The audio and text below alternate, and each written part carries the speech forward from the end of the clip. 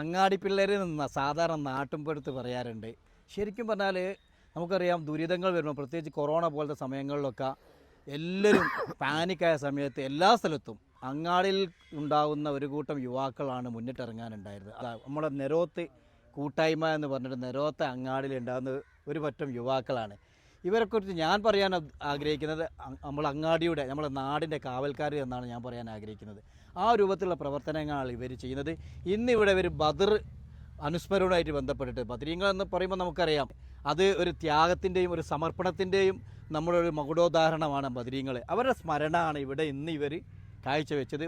ഒന്നാമത്തെ നോമ്പ് മുതൽ കഠിനാധ്വാനത്തിൻ്റെ ഭാഗമായിട്ടാണ് ഇന്ന് വളരെ മനോഹരമായി ഭംഗിയായി നടന്ന ഈ പരിപാടി വിജയിപ്പിക്കാൻ വേണ്ടി സാധിച്ചു. എത്ര പേർക്ക് ഫുഡ് കൊടുത്ത്?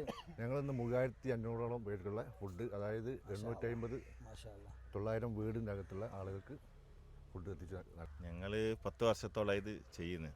അപ്പോൾ ഓരോ വർഷവും ഇങ്ങനെ ഷെയറാക്കി കൊണ്ടുവരികയാണ്. കഴിഞ്ഞ പ്രാവശ്യം 2000 ആൾക്ക് ഭക്ഷണം കൊടുത്തിട്ടുണ്ട്. അപ്പോൾ അടുത്ത പ്രാവശ്യം ഇതിലും ഒന്നും കൂടി വിപുലമാക്കിയിട്ട് ചെയ്യാനാണ് ഞങ്ങൾ ഉദ്ദേശിക്കുന്നത്.